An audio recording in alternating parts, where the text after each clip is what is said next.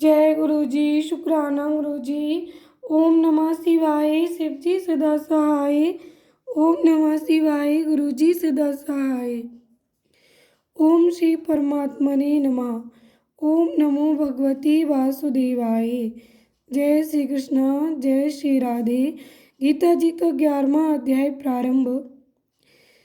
इस प्रकार भगवान के वचन सुनकर अर्जुन बोले, हे भगवान, मेरे पर अनुग्रह करने के लिए परम गोपनीय अध्यात्म विषयक वचन अर्थात उपदेश आपके द्वारा जो कहा गया उससे मेरा ये अज्ञान नष्ट हो गया है। क्योंकि हे कमल नेत्र, मैंने भूतों की उत्पत्ति और प्रलय आपसे विस्तार पूर्वक सुने हैं तथा आपका अविनाशी प्रभाव भी सुना है। हे परमेश्वर, आप अपने को जैसा कहते हो ये ठीक ऐसा ही है, परंतु हे पुरुषोत्तम, आपके ज्ञान, ऐश्वर्य, शक्ति, बल, वीर्य और तेज युक्त रूप को प्रत्यक्ष देखना चाहता हूँ। इसलिए हे प्रभु, मेरे द्वारा वह आपका रूप देखा जाना शक्य है।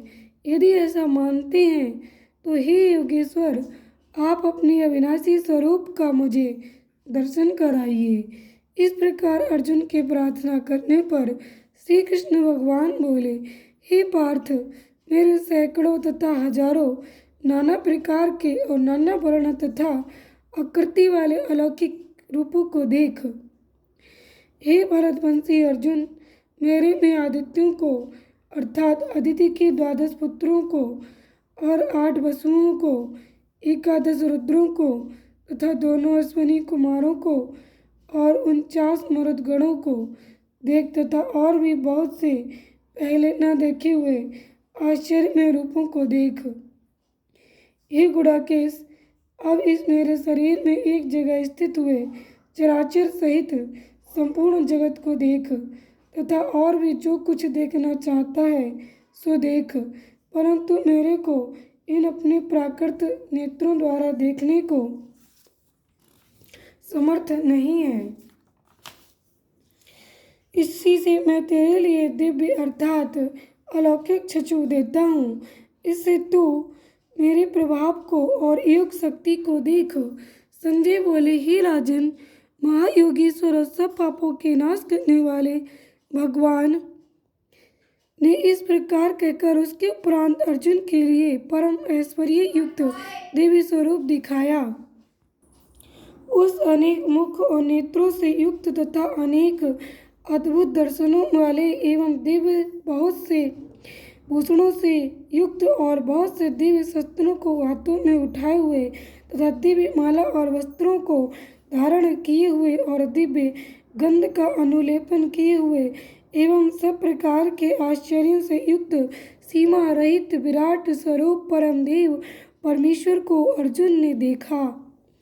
हे राजन, आकाश में 1000 सूर्यों के एक साथ उदय होने से उत्पन्न हुआ जो प्रकाश होवे, वह भी उस विश्वरूप परमात्मा के प्रकाश के सदृश कदाचित ही होवे। ऐसे आश्चर्य में रूप को देखते हुए पांडव पुत्र अर्जुन ने उस काल में अनेक प्रकार से विभक्त हुए अर्थात पृथक पृथक हुए संपूर्ण जगत को उस देवों के देव श्री कृष्ण भगवान के शरीर में एक जगह स्थित देखा।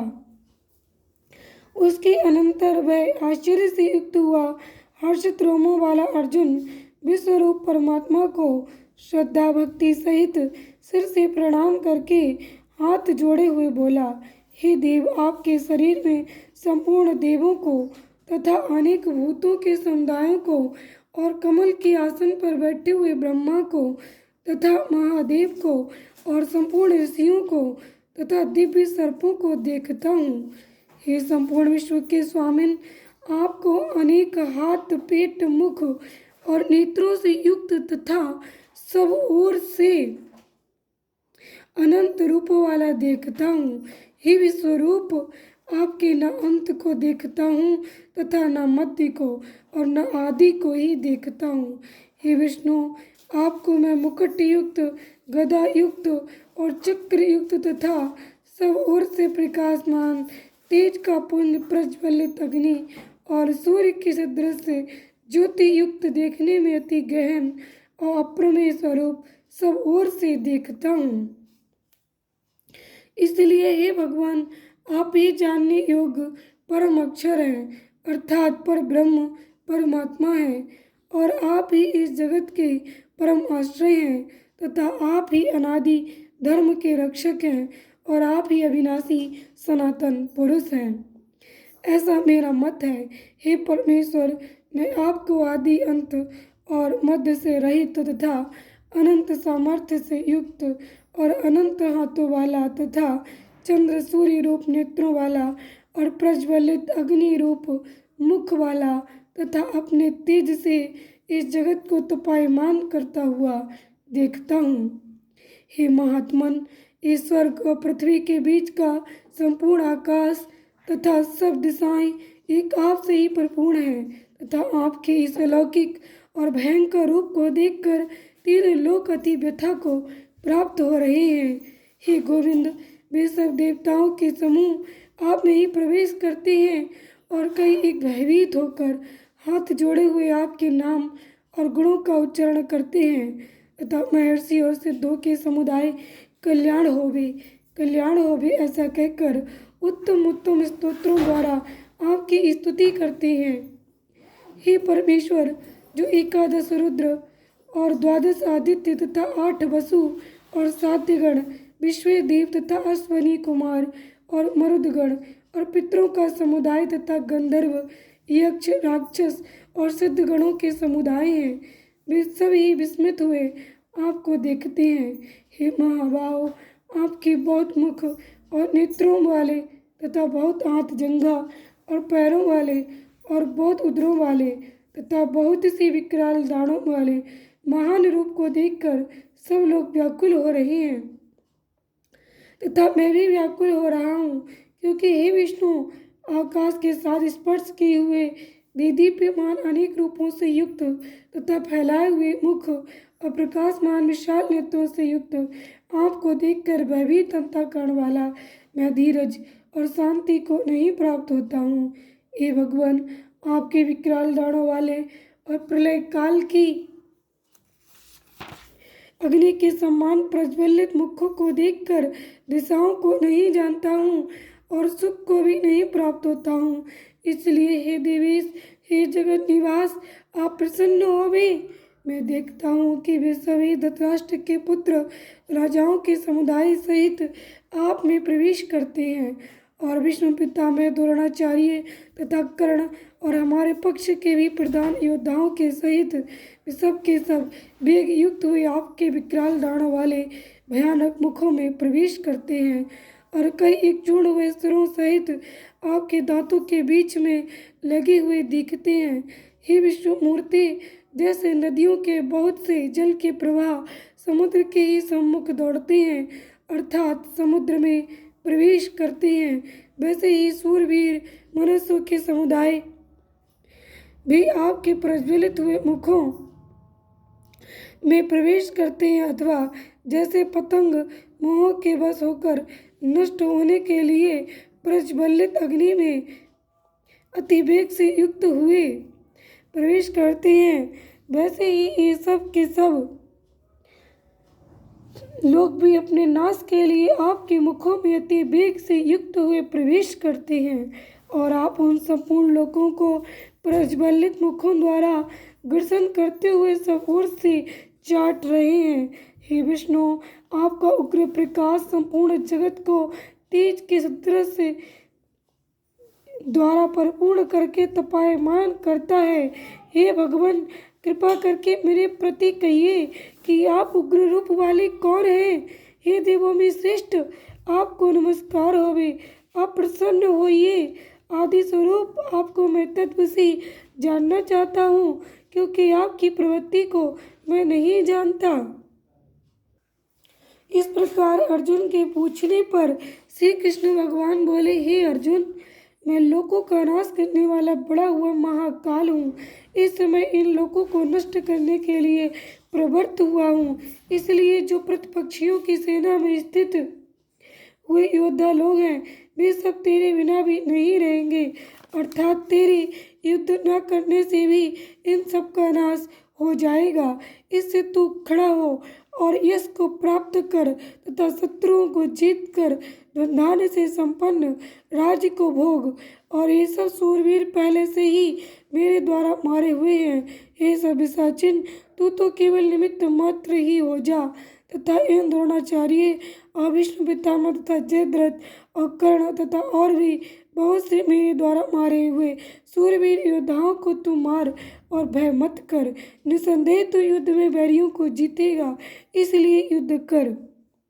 इसके उपरांत संजय बोले कि हे राजन, केशव भगवान के इस प्रकार वचन को सुनकर मुकुटधारी अर्जुन हाथ जोड़े हुए कांपता हुआ नमस्कार करके फिर भी भयभीत हुआ। प्रणाम करके भगवान श्री कृष्ण के प्रति गदगद वाणी से बोला कि हे अंतर्यामिन, ये योग्य ही है कि जो आपके नाम और प्रभाव के कीर्तन से जगत अति हर्षित होता है और अनुराग को भी प्राप्त होता है। अतः भयभीत हुए राक्षस लोग दिशाओं में भागते हैं और सबसे गणों के समुदाय नमस्कार करते हैं। हे महात्मन, ब्रह्मा के भी आदिकर्ता और सबसे बड़े आपके लिए वे कैसे नमस्कार नहीं करें, क्योंकि हे अनंत, हे दिवेश, हे जगत निवास, जो सत असत और उनसे परे अक्षर अर्थात सच्चिदानंद घन ब्रह्म है, वह आप ही है।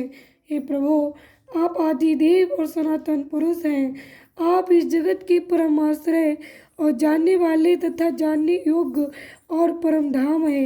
हे अनंत रूप, आपसे ये सब जगत व्याप्त अर्थात भरपूर है। हे हरे, आप वायु, यमराज, अग्नि, वरुण, चंद्रमा तथा प्रजा के स्वामी ब्रह्मा और ब्रह्मा के भी पिता हैं। आपके लिए हजारों बार नमस्कार नमस्कार होवे। आपके लिए फिर भी बारंबार नमस्कार नमस्कार होवे। हे अनंत सामर्थ्य वाले, आपके लिए आगे से और पीछे से भी नमस्कार होवे। हे सर्वात्मन, आपके लिए सब ओर से ही नमस्कार होवे, क्योंकि अनंत पराक्रमशाली आप सब संसार को व्याप्त किए हुए हैं। इससे आप ही सर्वरूप हैं। हे परमेश्वर सखा, ऐसे मानकर आपके इस प्रभाव को न जानते हुए मेरे द्वारा प्रेम से अथवा प्रमाद से भी हे कृष्ण, हे यादव, हे सखे, इस प्रकार जो कुछ हठपूर्वक कहा गया है, और हे अच्युत, जो आप हंसी के लिए विहार, सैया, आसन और भोजनादिकों में अकेले अथवा उन सखाओं के सामने भी अपमानित किए गए हैं, वह सब अपराध अप्रमेय स्वरूप अर्थात अचिंत्य प्रभाव वाले आपसे मैं क्षमा कराता हूँ। हे विश्वेश्वर, आप इस चराचर जगत के पिता और गुरु से भी बड़े गुरु एवं अति पूजनीय हैं। हे अतिशय प्रभाव वाले, तीनों लोकों में आपके समान भी दूसरा कोई नहीं है, फिर अधिक कैसे होवे। इससे हे प्रभु, मैं शरीर को अच्छी प्रकार चरणों में रख के और प्रणाम करके स्तुति करने योग्य आप ईश्वर को प्रसन्न होने के लिए प्रार्थना करता हूँ। हे देव, पिता जैसे पुत्र के और सखा जैसे सखा के और पति जैसे प्रिय स्त्री के, वैसे ही आप भी मेरे अपराध को सहन करने के लिए योग्य हैं। हे विश्व मूर्ति, मैं पहले न देखे हुए आश्चर्य में आपके इस रूप को देखकर हर्षित हो रहा हूँ और मेरा मन भय से अति व्याकुल भी हो रहा है। इसलिए हे देव, आप उस अपने चतुर्भुज रूप को ही मेरे लिए दिखाइए।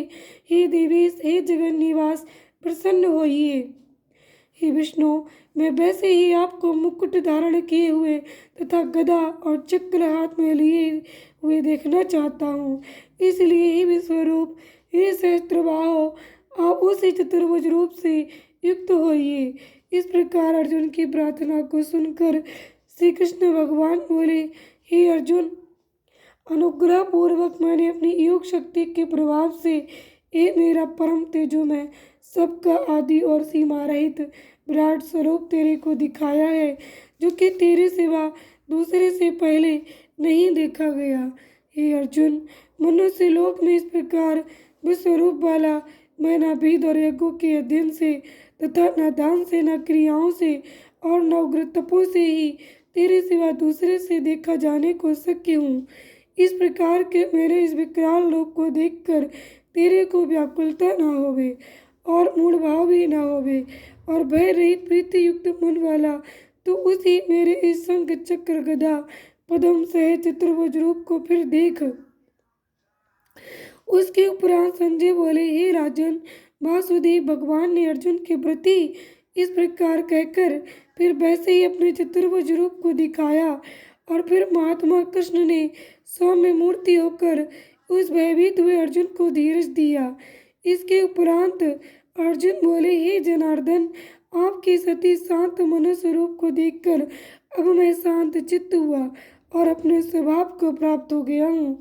इस प्रकार अर्जुन के वचन को सुनकर श्री कृष्ण भगवान बोले, हे अर्जुन, मेरा ये चतुर्भुज रूप देखने को अति दुर्लभ है कि जिसको तुमने देखा है, क्योंकि देवता भी सदा इस रूप के दर्शन करने की इच्छा वाले हैं। हे अर्जुन, न वेदों से, न तप से, न दान से और न यज्ञ से इस प्रकार चतुर्भुज रूप वाला मैं देखा जाने को शक्य हूँ कि जैसे मेरे को तुमने देखा है। परंतु ये श्रेष्ठ तप वाले अर्जुन, अनन्य भक्ति करके तो इस प्रकार चतुर्भुज रूप वाला मैं प्रत्यक्ष देखने के लिए और तत्व से जानने के लिए तथा प्रवेश करने के लिए अर्थात एक ही भाव से प्राप्त होने के लिए शक्य हूँ। हे अर्जुन, जो पुरुष केवल मेरे ही लिए सब कुछ मेरा समझता हुआ यज्ञ, दान, तप और आदि संपूर्ण कर्तव्य कर्मों को करने वाला है और मेरे परायण है, अर्थात मेरे को परम आश्रय और परम गति मानकर मेरी प्राप्ति के लिए तत्पर है तथा मेरा भक्त है, अर्थात मेरे नाम, गुण, प्रभाव और रहस्य के श्रवण, कीर्तन, मनन, ध्यान और पठन पाठन का प्रेम सहित निष्काम भाव से निरंतर अभ्यास करने वाला है और आसक्ति रहित है, अर्थात स्त्री, पुत्र और धनादि संपूर्ण सांसारिक पदार्थों में स्नेह रहित है और संपूर्ण भूत प्राणियों में वैर भाव से रहित है। ऐसा वो अनन्य भक्ति वाला पुरुष मेरे को ही प्राप्त होता है। इति श्रीमद् भागवत गीता रूपी उपनिषद एवं ब्रह्म विद्या तथा एक शास्त्र विषयक श्री कृष्ण और अर्जुन के संवाद में विश्व रूप दर्शन युग नामक 11वां अध्याय समाप्त। जय गुरु जी, शुक्राना गुरु जी। जय श्री कृष्णा, जय श्री राधे। ओम नमः शिवाय। शिव जी सदा सहाय। ओम नमः शिवाय। गुरु जी सदा सहाय। श्री कृष्ण गोविंद हरि मुरारी, हे नाथ नारायण वासुदेवा। हरे कृष्णा कृष्णा कृष्णा हरे हरे, हरे रामा रामा रामा हरे हरे। संगत जी, आज भगवान श्री कृष्ण ने अर्जुन को अपना विराट स्वरूप दिखाया और उन्हें मोह के बंधन से मुक्त किया। हम सभी को भगवान श्री कृष्ण ने अपना अलौकिक और दिव्य रूप गीता जी के माध्यम से दिखाया है। आप और आपका परिवार सदा स्वस्थ, सुखी और समृद्ध रहे। कल हम श्रवण करेंगे श्रीमद् भागवत गीता जी के 12वें अध्याय का महात्म्य।